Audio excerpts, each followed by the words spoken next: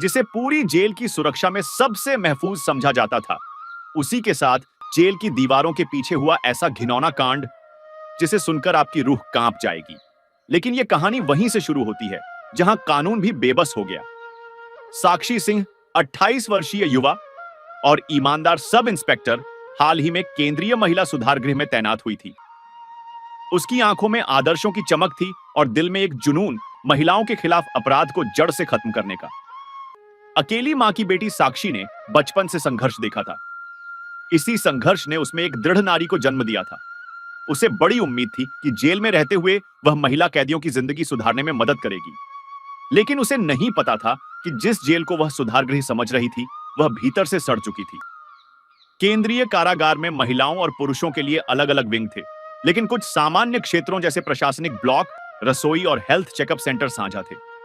वहीं तैनात था एक सजा याफ्ता अपराधी विनोद ठाकुर, उम्र 42, जो अपने रसूख के कारण जेल के भीतर भी बॉस बना हुआ था। वह पहले एक दबंग नेता का ड्राइवर था, लेकिन बलात्कार और हत्या के केस में उम्र कैद की सजा काट रहा था। विनोद को कुछ विशेषाधिकार दिए गए थे, जेलर की मिलीभगत से। वही जेलर जो साक्षी के ईमानदार रवैये से चिढ़ता था। एक दिन जब साक्षी निरीक्षण के लिए जनरल किचन एरिया में गई, विनोद वहीं सफाई का काम कर रहा था। उसने साक्षी को देखकर अश्लील इशारे किए। साक्षी ने उसे डांटा और रजिस्टर में लिखित चेतावनी दी। लेकिन यह चेतावनी किसी को भी पसंद नहीं आई, न विनोद को, न ही जेल के भीतर की भ्रष्ट व्यवस्था को। एक हफ्ते बाद रात की ड्यूटी पर साक्षी अकेली थी। उसकी सहयोगी कांस्टेबल छुट्टी पर थी। रात करीब 2 बजे बिजली चली गई, जानबूझकर काटी गई थी। साक्षी ने सुरक्षा राउंड पर निकली और जैसे ही वह वॉच टावर के पास पहुंची, उस पर पीछे से हमला हुआ। एक गंदा सड़ा हुआ कपड़ा उसकी मुंह पर दबा दिया गया। अगले पल उसकी आंखें बंद हो गईं। जब उसकी आंखें खुली, वह अस्पताल में थी। शरीर पर जगह जगह चोट के निशान थे। डॉक्टरों की नजरें झुकी हुई थीं। उन्होंने धीरे से बताया, आपके साथ शारीरिक शोषण हुआ है, हमें खेद है। साक्षी फूट फूट कर रो पड़ी।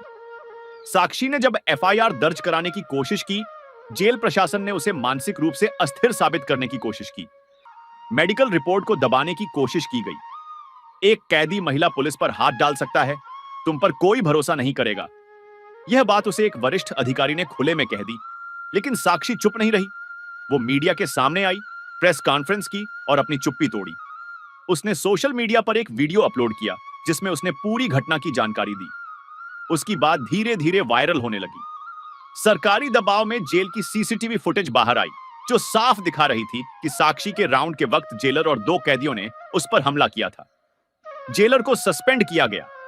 विनोद और 2 अन्य को पुनः कोर्ट में पेश किया गया। साक्षी की बहादुरी को देखते हुए एनएचआरसी, राष्ट्रीय मानवाधिकार आयोग, ने उसे सुरक्षा दी। इस दर्दनाक हादसे के बाद भी साक्षी टूटी नहीं। उसने मौन औरत नाम से एक एनजीओ शुरू किया, जो महिला पुलिसकर्मियों और महिला कैदियों के शोषण के खिलाफ लड़ाई लड़ता है। अब वह हर उस औरत की आवाज बन चुकी है जो जेल की दीवारों के पीछे आज भी खामोश है। दीवारें अगर बोलती तो शायद इंसाफ बहुत पहले हो जाता, लेकिन जब कोई औरत चीख बन जाए तो दीवारें भी जवाब देने लगती हैं। अगर आपको लगता है कि साक्षी जैसी बहादुर महिलाओं की आवाज दबनी नहीं चाहिए, तो इस वीडियो को लाइक जरूर करें और ऐसे ही सच को सामने लाने के लिए चैनल को सब्सक्राइब करना बिल्कुल मत भूलिए, क्योंकि हर चुप्पी के पीछे एक चीख होती है जिसे दुनिया तक पहुंचाना जरूरी है।